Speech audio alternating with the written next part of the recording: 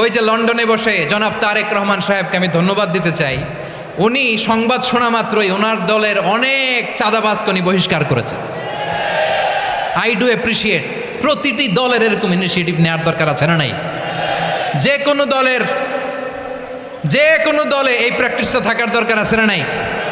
চাঁদাবাজদের সাথে আপনারা নিজেদেরকে মুক্ত ঘোষণা করবেন যে এরা আমার দলের কর্মী হতে পারে না। আমরা চাঁদাবাজ মুক্ত বাংলাদেশ চাই, জুলুম মুক্ত বাংলাদেশ চাই, ফ্যাসিজম মুক্ত বাংলাদেশ চাই, গুণ খুন খারাপি মুক্ত বাংলাদেশ চাই। আমরা নতুন ভোরের বাংলাদেশ চাই। ওই বাংলাদেশ পাওয়ার জন্য মুনকার প্রতিরোধে, অন্যায় প্রতিরোধে যদি বাঘের বাচ্চার মতো, আবু সাইদের মতো দুই হাত উঁচু করে বুককে টান টান করে প্রসারিত করে দাঁড়াতে হয়, রাজি আছো মুসলমান? কারা কারা রাজি? আল্লাহকে হাত দেখিয়ে প্রতিজ্ঞা করো।